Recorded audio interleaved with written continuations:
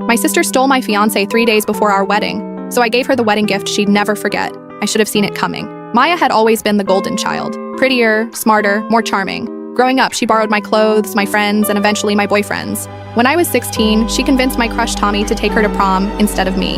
When I was 22, she moved in with my college boyfriend while I was studying abroad. Each time, my parents defended her.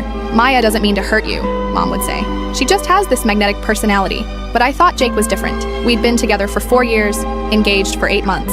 He loved how I made him laugh during his worst kitchen disasters, how I supported his dreams of opening a restaurant with my savings account, how I believed in him when his own family called him a failure. Jake had seen Maya manipulate men before. He'd rolled his eyes at her wedding dress shopping commentary. Claire's so practical, but wouldn't something more form-fitting be better? He'd laughed when she'd accidentally spilled wine on my engagement photos, claiming the lighting made me look washed out. The rehearsal dinner was perfect. Jake squeezed my hand under the table while my father gave his speech about finding your person, about how proud he was to welcome Jake into our family.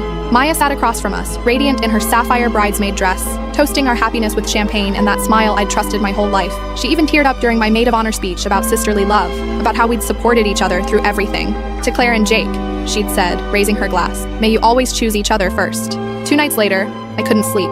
Wedding nerves, I thought. Our big day was in 18 hours. I'd already laid out my dress, confirmed the final head count with the caterer, and double-checked that the rings were safely tucked in Jake's best man's pocket. I decided to surprise Jake with coffee at his apartment. Our last morning as an unmarried couple, my key turned in his lock like it had hundreds of times before. I found them in his bed.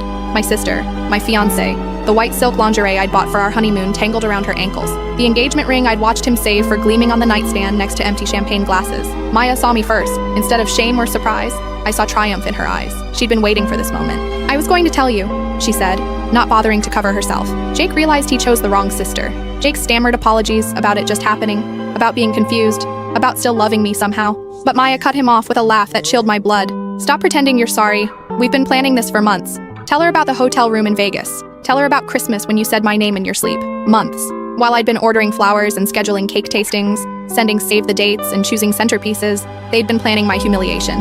The late nights Jake claimed he was working at the restaurant. The times Maya canceled our sisterly shopping trips because she had a date. The way they'd both been so helpful with wedding planning, insisting on handling the photographer and videographer themselves.